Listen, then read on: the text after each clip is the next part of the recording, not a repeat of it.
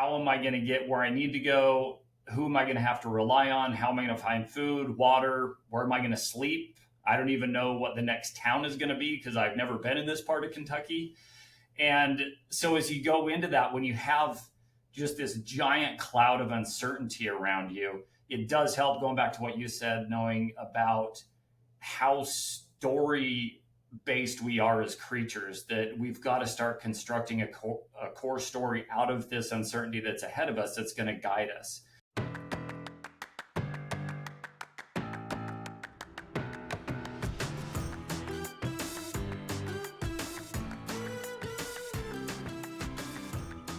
Hey, it's Zach, and I'm back with another episode of Elevate and Accelerate. And in today's episode, I'm going to be interviewing a very special guest, Rob Greer. Rob is a husband, a father. He runs businesses and ultra marathons, in addition to being an avid rock climber. Having grown up in farming and mini ranching, Rob already had a working understanding of agricultural pest control, but he officially started his personal career in pest control sales in 2001 in order to fund his university studies. Rob found himself opening Rove Pest Control business with a couple of other business partners, Lenny Gray and McKay Bodley, in Minnesota shortly after graduating from BYU.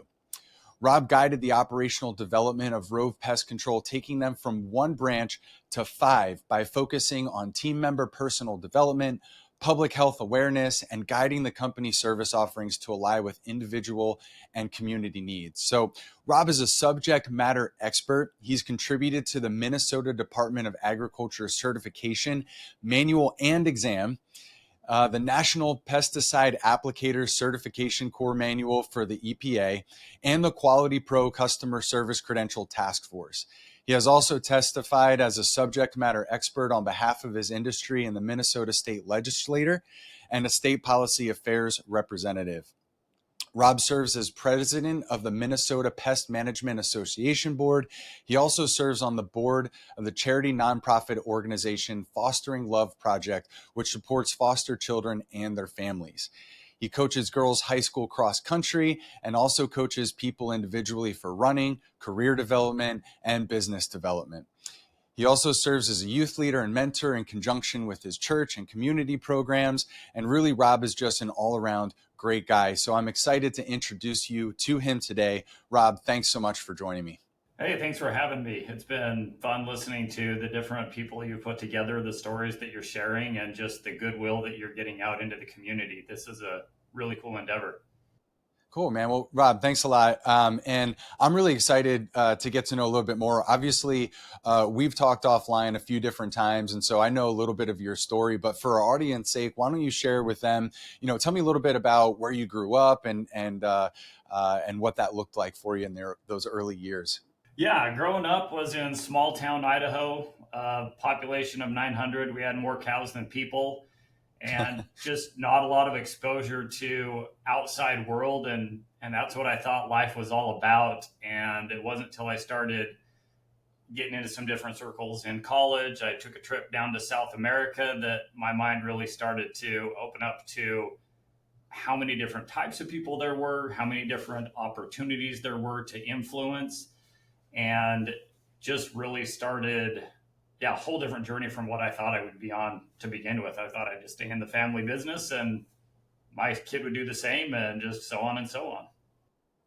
Yeah. And so that family business, then farming, mini ranching, is that what that was? So we had a truck parts business, and then grandpa had a farm, and we had, 50 cows on there, a little patch of corn. We had hay. So I got to grow up bucking hay, throwing it up on a trailer.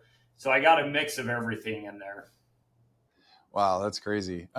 Being a city guy, I mean, I grew up in a small town in Phillipsburg, New Jersey, industrial town, but it was rural in some parts, but not in the parts that I am. And now in Philadelphia, obviously, there's not a whole lot of exposure to that stuff. So it's always interesting to hear people who, really grew up on the farm and really, like you said, bucking hay and and stuff like that. But I imagine too, obviously, in that it really does give you a whole different perspective of work ethic, right? I mean, we hear that all the time. Obviously, you wake up early, you work those hours, and it's just a part of lifestyle, in that. Would you say that that's true? Oh yeah, for sure. I mean, it was just an expected and known part of life, and there wasn't this age cutoff where it's like, oh, now you're suddenly this age, now you should start working. It was, oh, you can move, yeah, pick up this rock, throw it in the bucket, get it out of the way so it's not going to mess up the plow, or you got to move the lines because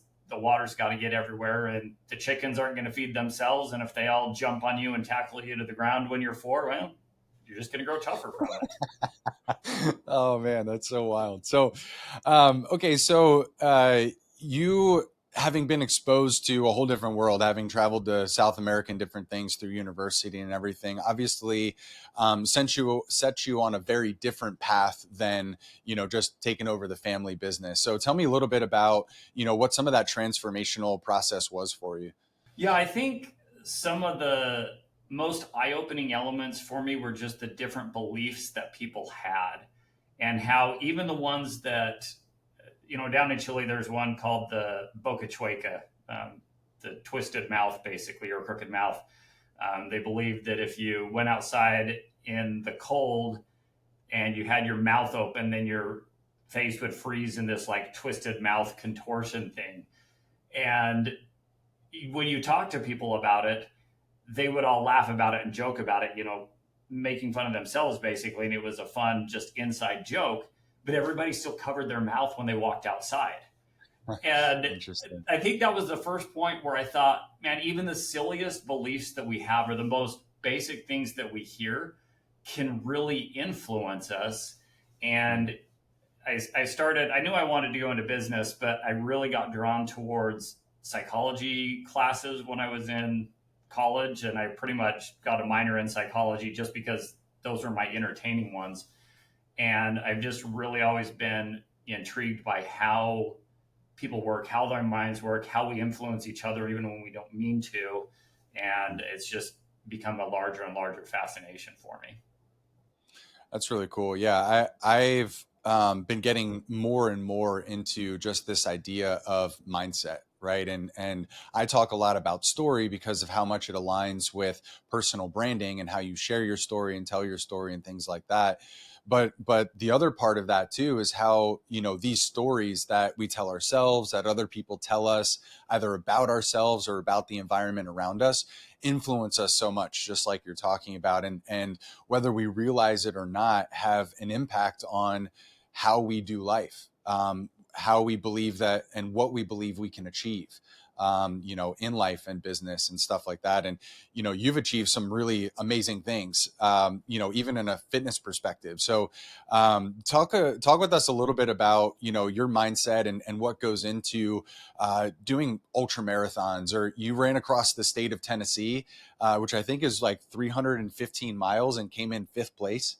So tell me a little bit about just kind of the preparation and the mindset that goes into doing something like that. Yeah, I've done the Tennessee thing twice. Yeah, it was 314 miles going across one way, and then the other one was a cool twist on it. We didn't know the starting line, we just knew the finish line. So we all met there, and they drove us 326 miles away in Kentucky this time and dropped us off and said, go. And so then it was Wow. this process of figuring out, how am I going to get where I need to go? Who am I going to have to rely on? How am I going to find food, water? Where am I going to sleep? I don't even know what the Mm, next town is going to be because I've never been in this part of Kentucky. And so as you go into that, when you have just this giant cloud of uncertainty around you, it does help, going back to what you said, knowing about how story based we are as creatures, that we've got to start constructing a core story out of this uncertainty that's ahead of us, that's going to guide us.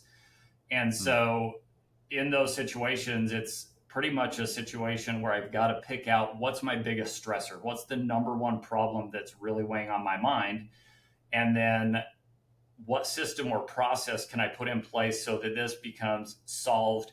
I can bucket it somewhere, it goes away, and then I can start on the other strand, which, maybe the first one is going to be water. Where's my first water stop? Okay, cool. It's mm, going to be in this town 10 miles away. I can make it. And then the next thing is, where am I going to eat? And, find the Dollar General along the way. And we solve that.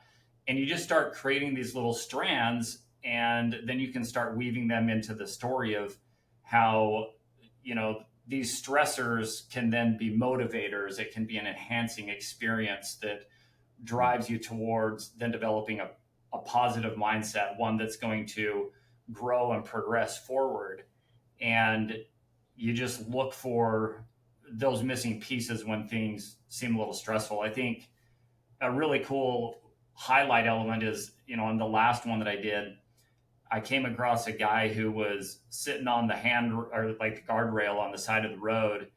It was 3, 4 in the morning, and his head was down. I knew he was in rough shape, and I asked him how it was going. He's like, I phoned in. I'm just waiting for the quitter van to come pick me up. Like, I'm done. I can't move. And I said, hey man, I just happened to be 2 miles from a place where I rented an Airbnb. Come with me. There's 6 beds, so I'm not going to use all of them. Hop in, grab one, and see how that changes your story. And so he texted him and said, never mind, I think I can continue. Joined me, went in there, and then he went on to beat me. He kicked my butt and wanted to finish the race, and he was going to quit. So, sometimes we just got to find where to connect that stressor or that uncertainty element into the story, and then it changes our course. That's a really cool story. For so many different reasons. I mean, my mind's racing, but like, what an amazing perspective into different aspects of all of our lives, right? Like, we've all come to a place in our life where we felt like we can't go any further, and a lot of times, like, it's our minds and the stories that we're telling ourselves that get in that way. But then being in the right room with the right people, in this case on the side of the road with the right person, which happened to be you, who just gives us that extra motivator, right? To realize that, like, we're really not in this alone. Like, the same thing's true in the entrepreneurial journey, right? It's like we think and so often feel like we are on the own. It's up to us to run the business. It's up to us to grow the business, to get the leads, to do the sales, to do all those things. And in many cases, when you're really first starting out, that's true. And so it feels like you get to a point where you're on the side of the road, you're sitting on the guardrail and just wondering, like, how am I even going to go the next day? And to me, that lesson learned in that moment is like, it's like surrounding yourself with the right people, and being open to opportunities that come your way, where someone says, hey, all you got to do is take one more step, and then let's see what tomorrow brings. Right. And that's really that really might be all it takes to have your next big breakthrough, is just that one little piece of someone saying you can do it, or let's just see what tomorrow brings and take one step further. Oh, you're exactly right. And you never know where it's going to come from. Like you said, who's going to provide that. Oftentimes, especially when we're in that startup mode or really confined on what resources we have access to, it goes right back to what you said about staying open, because our vision is super limited, but you stumble across somebody that's coming from a totally different angle that you wouldn't expect. Like you and I connecting a couple of weeks ago, I wouldn't have guessed that a month or 2 months ago. And the insights that you've been able to provide me, and I've actually been able to pass along to a few other businesses in nearby states that were struggling with problems that you were able to help with, like super random channels that help is arriving and opening up perspectives where people just have too much stress, or it's focused wrong and they can't open their mind up enough to get there without that help. Yeah, absolutely. So, as we're kind of talking about this, and even just how that can make a greater impact in having the right team and the right people around you and stuff like that. You've been able to, even on a business side with your pest control company and things, like really be able to take that to another level. Where you've gone from one location to 5, it sounded like, from that intro and everything, but there's a whole lot more to that, right? Like you're very clearly a subject matter expert. The state of Minnesota, has put their stamp of approval on that. You've, contributed, federally to a lot of this stuff in your space. And so, kind of talk to me a little bit more about, your journey in, going to that level of just wanting to understand more, and how that has given you a different perspective, even within your business and what you do to help people now in that regard. Yeah. I think really looking back at how a lot of those connections started, it was just the beginnings of a local association. And it was a handful of pest control companies that wanted to get together and make sure that we were on the same page as far as legislation and watching it and having our interactions and support for the Department of Agriculture be one of a positive relationship rather than the typical, scowling at Big Brother who's creating the laws that are making our life difficult. And at the time, that was a really tough decision to make. And it actually was a quarterly meeting topic where I talked to my business partners and say, hey, do I want to get involved with this? It's going to be this time commitment, and there's no direct benefit from us that I can foresee other than just supporting everybody that has some of these connections. And through that, that's how I made connections with the Department of Agriculture. I made connections with the University of Minnesota, and it really came out of that pool of people who just sincerely wanted to benefit the industry and businesses around them, that some of those other organizations reached out. And then not only do you have that opportunity, but I'm able to learn from it. And I can see, okay, this Democratic representative sees things from this perspective for this reason, and the Republican guy is looking at it from this angle. And then, I go and I meet with the gal from the Department of Ag, and they're looking at it from just kind of a judicial standpoint. And there's all these different perspectives. How can we get everybody to find a good solution that's going to move everything forward in a positive direction? And those lessons that I learned can apply to the big issues that we're dealing with, as well as just realizing that those perspectives differ with people on my team. Like there was a sales rep that was just horrible to other people's customers if they got in touch with them. They only cared about selling their own stuff. And then, their team leader was ready to just boot them because they were such a bad apple and so rough to deal with. But when I got in and started talking to them, then, one of the questions I asked was, how do you see yourself fitting into the team? What is your role? And they say, well, I'm a helper. Like I just want to help everybody out. And just the irony of that was, you're working against what you see as your main mission here. And so it just took a little bit of retooling and guiding. But I think that work with different sides of the aisle in the democratic process really helped me to see that that can occur within an individual as well. And that rep went from being the squeaky wheel and thorn in the manager's side to the top performer and most valued employee at this point, which is really cool to see. That is really cool. And that's, I think another testament, obviously one to your leadership, but to the idea behind all of this, where we're all a part of a bigger picture. And, with our agency and what we do, with you and what you do, and really anybody who has, I believe, a good heart, is they take their skill set and the things that they're good at, whether that's pest control or personal branding or financial advising or whatever it is, and they use those skills to really make a difference in the lives of other people. And when you bring together people who are like-minded in that way, it just has such a huge impact in our communities, like you said. And it's like, the inspiration that you give to me, or maybe somebody that's listening today, and they realize, oh man, I've got a squeaky wheel employee too. Maybe if I just take a minute to talk to them and figure out what's going on, they might turn out to be the best producer, rather than just firing them and continuing on with the cycle. And, it's like when we all take this time to realize that, like, genuinely, I think most people want to be in this together. They really do want to help other people. And a lot of times they're stuck on the side of the road ready to quit because they don't see a light at the end of the tunnel, right? They don't have an Airbnb with 6 beds waiting for them.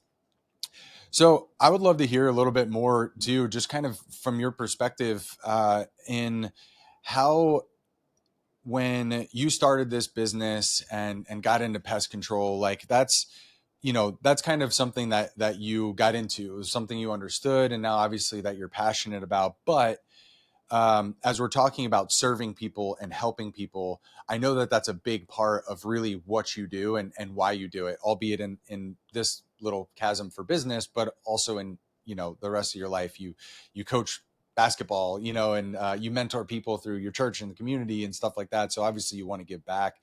Talk to me a little bit kind of about your mission. I mean, what gets you up in the morning? What really excites you about, what you do with the pest control stuff, but also, just in your day to day? Yeah. The thing that gets me up and gets me rolling is just solving puzzles. I know there's going to be some kind of puzzle that I can solve today. And that's a big part of my recreation as well as my, service or work endeavors. When I'm sitting during my lunch break, I'm putting a puzzle together, and that's how my brain relaxes and feels like I'm accomplishing something. When I'm rock climbing, that's the solving of the puzzle element. Like, how do I make my body work with this rock wall and be able to get past it? And that has really been the transformational journey for me at work, where when I started with pest control, growing up in this small town farmer mentality, everything is about um, duct tape and baling twine. It's tips and tricks, right? Like, how do you make this do this? How do you manipulate this element to make it do what you want? And it's all about shortcuts and that type of stuff. And when I started pest control, especially this big branch out here in Minnesota that I got rolling, I was all about the tips and tricks, and I just wanted to shortcut my way to everything. And I was cool with sharing my tips with people. But as I got a little bit farther in that journey, I had a few other interactions outside that helped highlight for me that there's an authentic solution underneath all of this that can be found, and it's more complex. You got to ignore all the duct tape and baling twine that's sitting around you calling to be used, and dig a little bit deeper, and you can really construct really magnificent puzzles that are just astronomically impressive, by paying attention and slowing down and finding these. And some of these, like, there was a set of homeowners that were dealing with these flies, and they were out in Michigan, and it was just killing them. Like, they were super frustrated. They were super mad. The flies weren't going away. All the fly treatment in the world wasn't solving it. And I went out there and had a conversation with him and was able to find out that, as soon as I saw the fly, the story started to come together in my head, because it's a flesh-eating fly. So there's a corpse somewhere involved. So I dig a little bit deeper, and sure enough, they had another company come trap a woodpecker and have it removed a while ago. But that company just did the quick trapping and didn't find out that it was a nest inside their walls. So then that whole nest had no one to take care of them. That brought in the flies, and that whole situation went like that. Or you go into other situations where somebody's dealing with cockroaches crawling all over their kids' toys. They're super frustrated, and the technician or company they've been dealing with is telling them, hey, you got to clean up and you got to clean.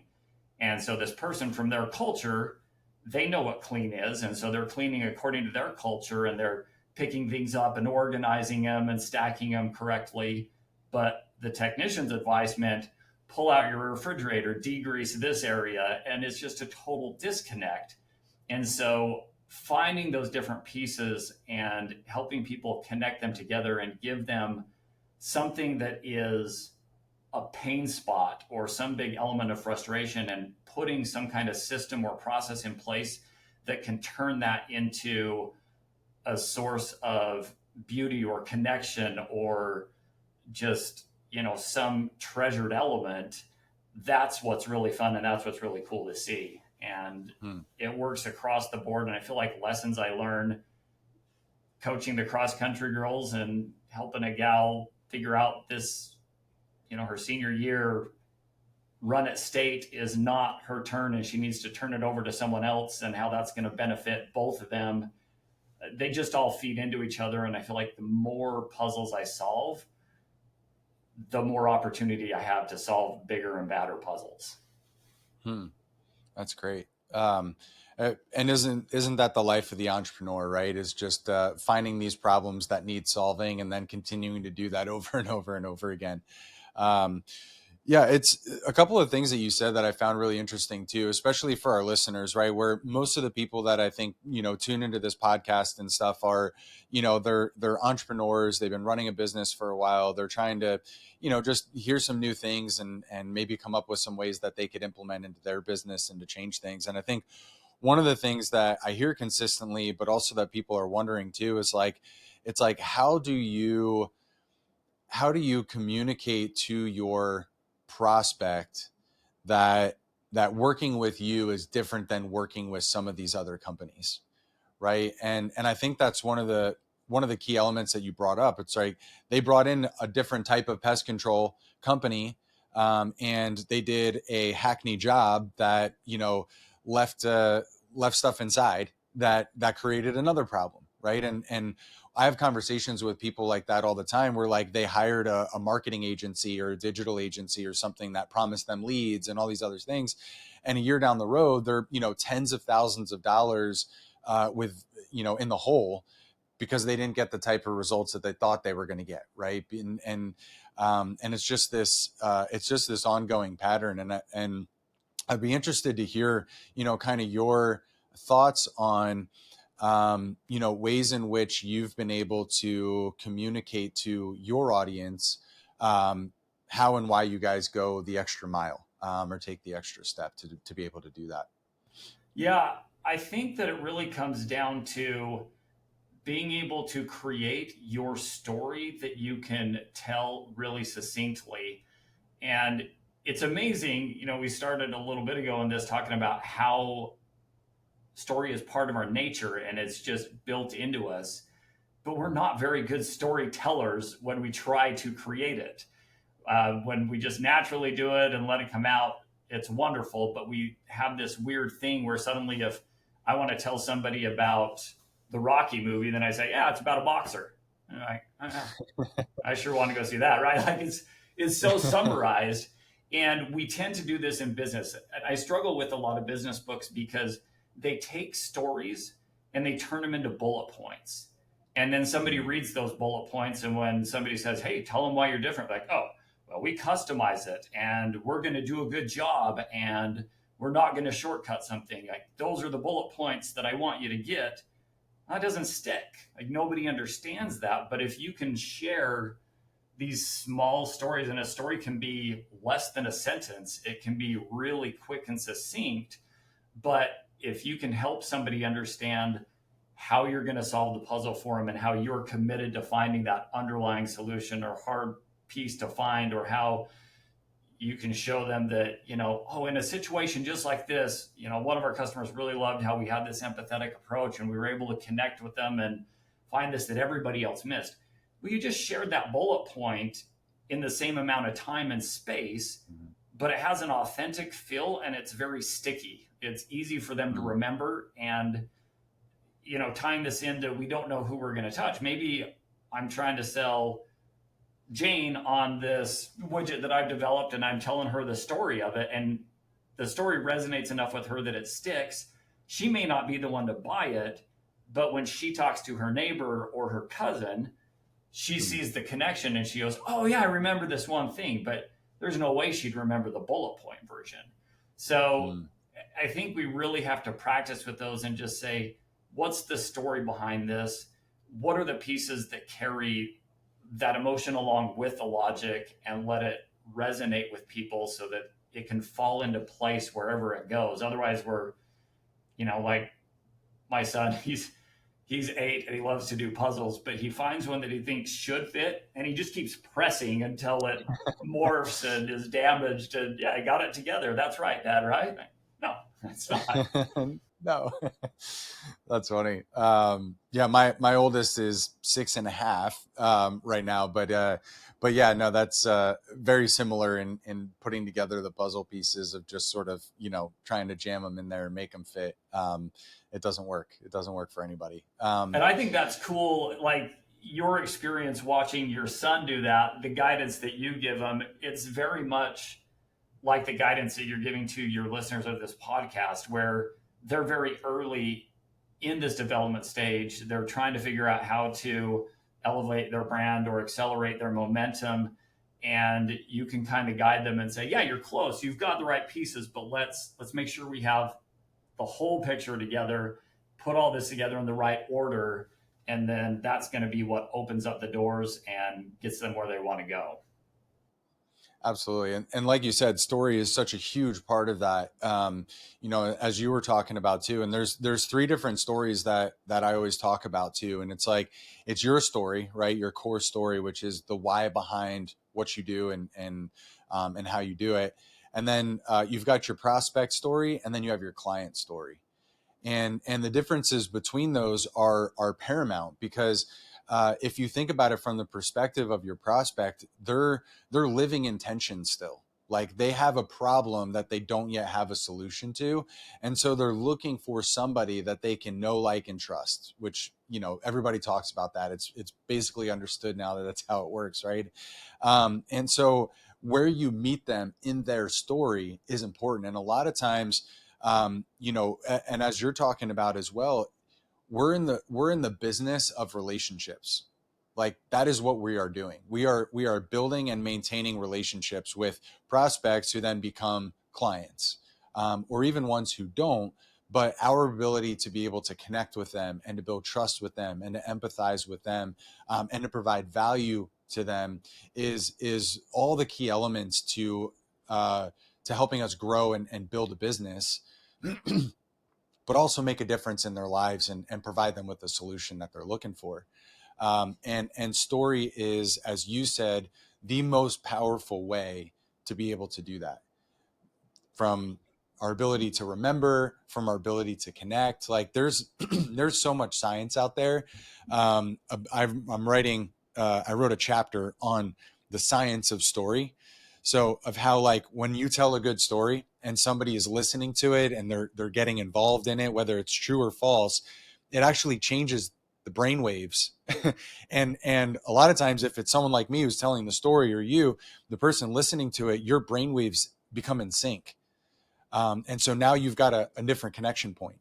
And then memory, and then all these other things that factor into it, oxytocin and all the different stuff that help us build trust. It's just fascinating how powerful story really is. And your ability as a business owner to be able to leverage that really is a game changer in your marketing, your branding, and everything else. I think that's really cool. I love the synchronization element of it, and how if you watch two people walk, just the story of the legs start to sync up, and that'll affect the brain and how receptive they are to the message being delivered. And some of those studies are super cool, where they're having people listen to a story, and then the people are so in sync with that presenter or speaker that they're ahead of them and able to deliver the next lines, kind of like our, AI pieces are doing for us now. It's they're able to take that next leap. But I'm a huge fan of that separation between prospect story and client story. I feel like so many businesses are missing out on huge opportunities because they're so focused on just getting the prospect story right, that then once they turn into a client, they're right back to looking for the next prospect, but they don't have the rest of that story developed for their client that's going to make them stick around long term and help expand that. One way that we've seen that really help us out is, I think of one guy who had just the worst mosquito situation. When I went out to look at it, how most people have a tray of treats or drinks or whatever for you when they're going out on the deck. He had a tray of mosquito repellents, and he's like, pick your poison. I double and triple up. It's going to get rough. And I went out there without any because I just wanted to see how bad it was. And my white shirt just turned black with mosquitoes within seconds. Wow. Like they were just thick. So that was his pain point, like you were referencing, was I can't even use my deck. And so we put Mm. a mosquito system in place. And within a couple of weeks, he's having parties on his deck, he's having neighbors over, and that situation is solved. The pain point is gone. And so then we talked to him about, well, now we need to transition into the long term maintenance so that things don't shift back. Like, how are we going to control this and keep it going? And then when we got that in place, his next story that really helped was meeting with him and talking to him about how beneficial that was, and then talking about the threat that mosquitoes are and the diseases they carry, and talking about public health. And then suddenly he's looping in all his neighbors, like, hey, we all need to be in this together. And so that one contact turned into 20, Mm. all because of having that series of stories that guide people through a process, and you're not just short circuiting yourself and starting back over with the same story every single time. Hmm. Yeah, that's really cool. Because like you're saying too, most businesses can fall into the transactional trap, right? Where it's like, once I get them into the fold, then I don't have to worry about them anymore, right? It's like, okay, it's like I spend all my time, energy, and effort over here, but then once they're on, it's kind of like, oh, I can sort of like let go. When the reality is like, that's the beginning. That's the beginning of a long-term relationship that can turn into so much more, as you just mentioned.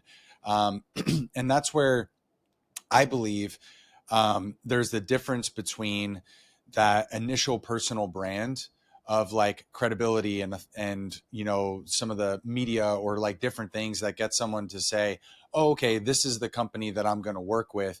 It's like that next level of like authority, where you can come in and have a conversation about the public health issues with that, about how this could affect the community, about how it is affecting the community, and about and so now it becomes a whole lot more than just, oh, they helped me solve my mosquito problem. It's like, oh, wait a minute, this is a whole lot bigger than me just having a couple of bugs in my backyard. This is like all of us together now in this community should be focusing on how we can alleviate this for all of our families and for our kids and for whoever else. And that's what creates the community, right? Your inspired audience, the network of people who are your brand ambassadors, right? And that's really what we're And looking for. people love to be connected to a higher purpose. And if that can link in team members, clients that you've developed and are developing into next level customers, like, just, yeah, so much value in that to be able to capture that vision and share it and have it gain its own momentum.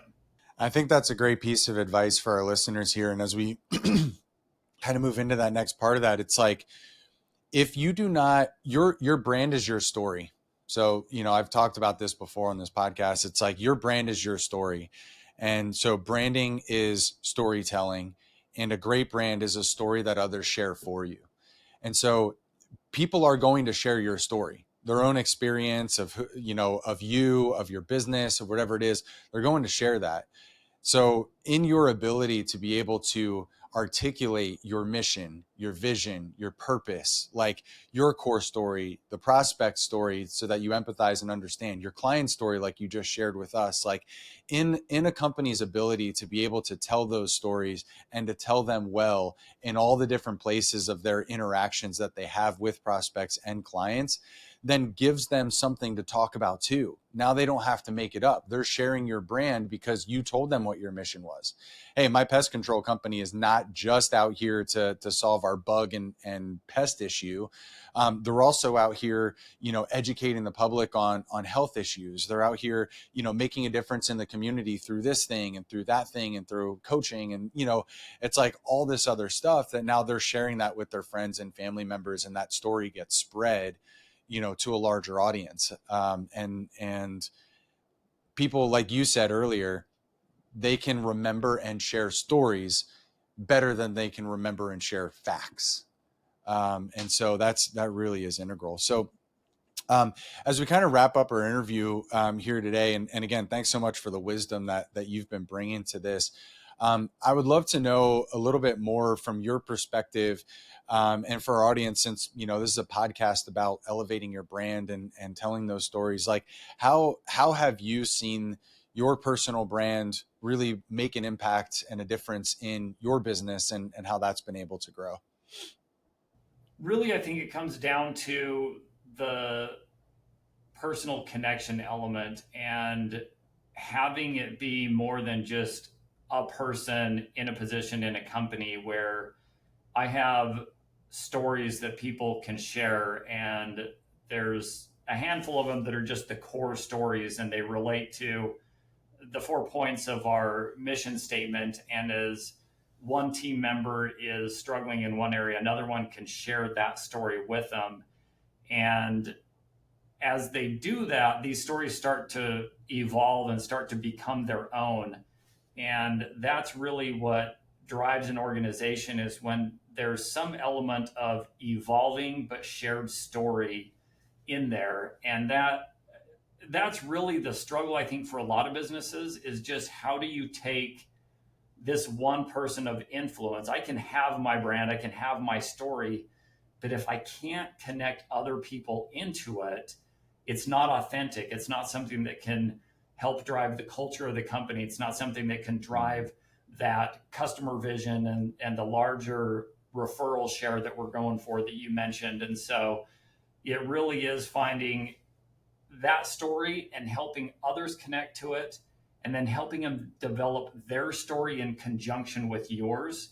And that's what's going to make those team members be loyal and driven and have that intrinsic motivation that will really show as they go out and are on the front lines and interacting with customers and connecting with them.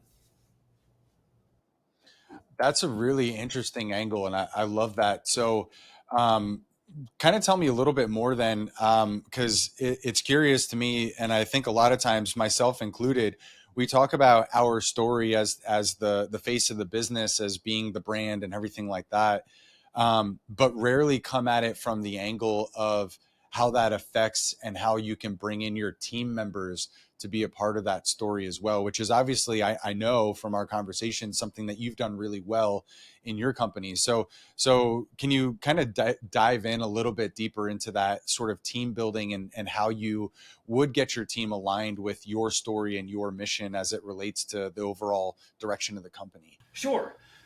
For me, you've got those core values. And a lot of times when we're hiring, that's what we're looking for, is who shares these core values that align with the business. And I think we can go back to a story we've already talked about. A lot of my brand and that we've been discussing is just the authentic outreach and wanting to solve problems and help other people.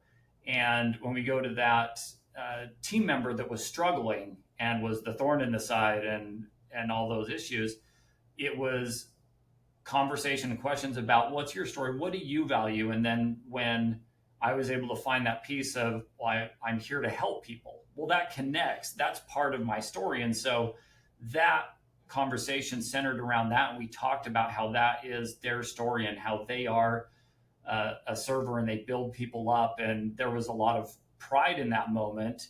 And in that moment, their story aligned with mine. And now they have this service and helping piece that was already naturally there, but it just needed woven in. And now that's what's not only led to them helping team members, but the way they approach customers is totally different too. They're not looking to just sell them the right package and get the right incentives. They actually get excited and get their jollies when they hear a customer get excited about the plan that's coming out, and they'll follow up and say, hey, how did it go? And they hear that things are better and they're improving, and it reinforces their story of, I'm a helper, I'm a server, I'm building this. And it takes time. I think you have to be patient and you have to wait sometimes, and a lot of it takes just reinforcement, like, well, let's keep talking about this until something resonates, and let's take different angles and figure out how we're going to come together. But once we do, magic starts to happen. That's so cool because I know firsthand in dealing with employees and working with teams and things like that, that like there are those people who really just want to come in and punch the clock, right? And so we have this preconceived notion that like they're just not interested. They are only here just to punch the clock. They're going to give the bare minimum, but really what ends up happening is if you dive into that a little bit deeper, it's a part of their story, right? Like they don't feel motivated, they don't feel like they're contributing, they don't feel like they're a part of the brand and all these different things, and that's why they're just coming in and punching a clock. But um, I've I really appreciate your insight on that, because really in our ability as the entrepreneur or business owner or leader within the company to align our teams with that brand, like with your brand as the leader, with the personal brand, but with the overall brand of the company, which really is the values and services that you provide, really changes the conversation for your employees too. Like now you've got not only just an inspired audience, which we talk about as our customers and our client and our prospect base, but now you're creating that within the culture of the company as well, which I bet is it's just a new angle, I think, for at least for me. And now my brain is kind of spinning around that. So thanks for bringing that up. Very cool. Yeah. Thanks for Yeah. inspiring me. Yeah. So I want to kind of even go a little bit further into that if you've got the time for it too, because I think this is a cool angle for our audience here that that I think I really want to dive in deeper with is, and that is um, in your ability to be able to lead teams and to do development with your team members, um, when you are hiring and firing, how much does that play into, and how much does the brand and the core values and stuff play into how you make those assessments and how you work with your team members? It's foundational. It is something where I've got to find some connection with somebody. I don't really feel like when you're interviewing someone, I mean, the relationship that I've had with some of these individuals, I've got a gal on my team who has been with me since 2007. There's no way that I could have fully sussed out what our relationship could be in 10 minutes or an hour, or even if I wanted to have a 4 step, hour long interview process each time. It's just not enough of a dating process to really know how it's going to shake out. And so all I'm really doing when I'm interviewing people is I have, some of the frontline elements that have to weed out certain qualifications for certain positions that are just checkbox yes or no. But after that, all I'm looking for is, do we share a common value point on one of our core values that I can build off of? And I'm Mm, not going to expect to find all four in that person, especially in the limited time that we have in that interaction. I just need that one. And if they've got that and they're willing to work in the parameters that we're able to establish and it makes sense for them, then we're going to try and build that and weave our story together.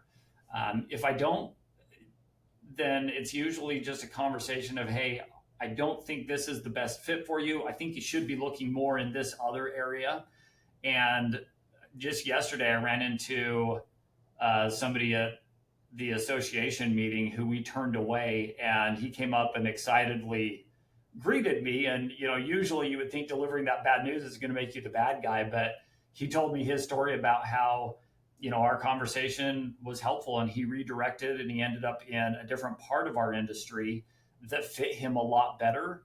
And mm, we're actually doing business now just in different angles how we didn't expect. mm. And those kind of things really help just accelerate that process of getting someone where they need to go. Because if you can start that alignment out early, even just from the interview, then that can carry into the training, and then that can carry into their first experiences, and you're building on a foundation that's your core principles. Mm.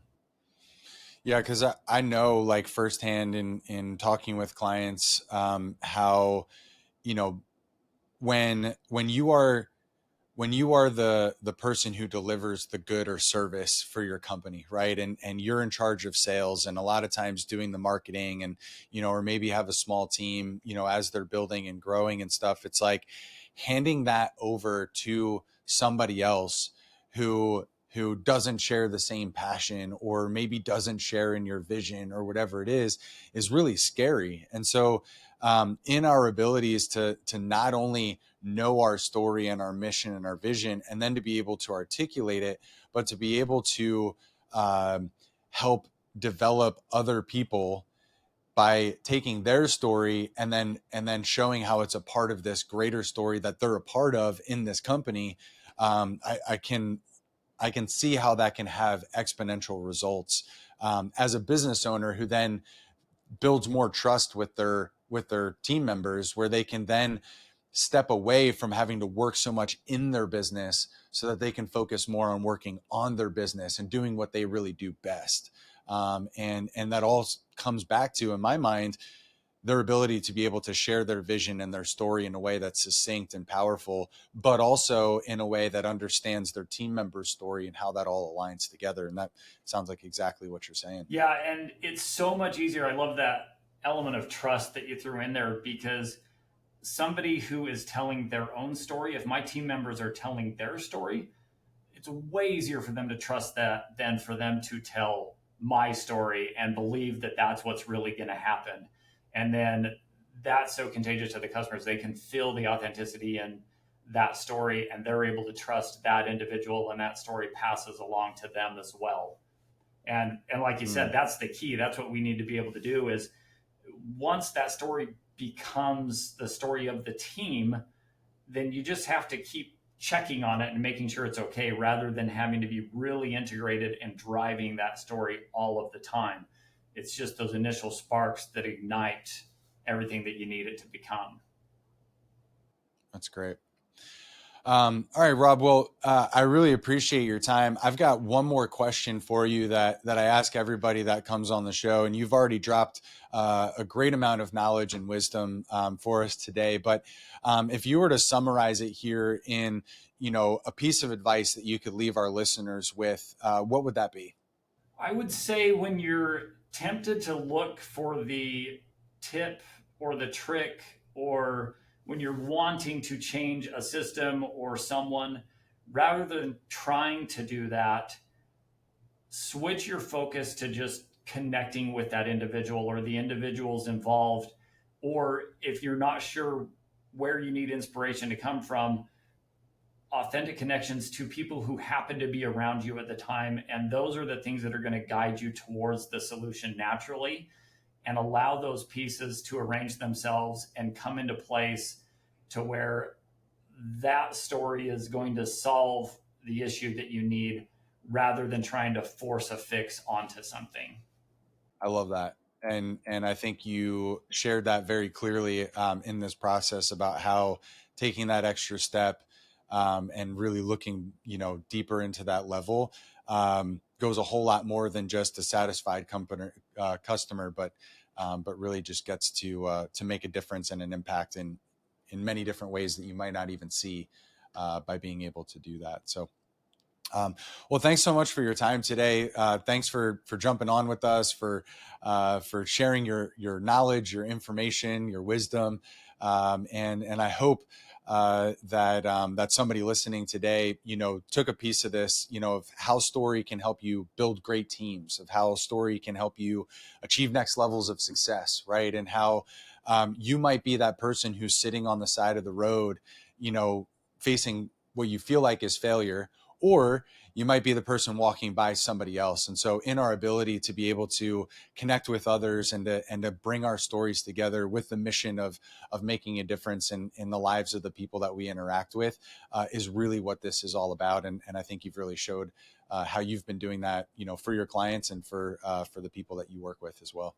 Well, thank you very much. It's been a pleasure getting to know you and chatting with you. And I love what you're doing with this podcast. I think it's got just some amazing content. And if people take it and really break it down and apply it, all these pieces are going to benefit them. And I think there are things that we can go back to over and over again and find deeper meaning in them as we practice them and get them into place. Awesome. Well, thanks so much, Rob. And thanks to all of you for listening. As always, if you found this helpful, please like, subscribe, and share it with friends and anybody else who you think might be able to find some value from our conversation today, or anything else that you might find around personal branding and business development and mindset. So until next time, cheers.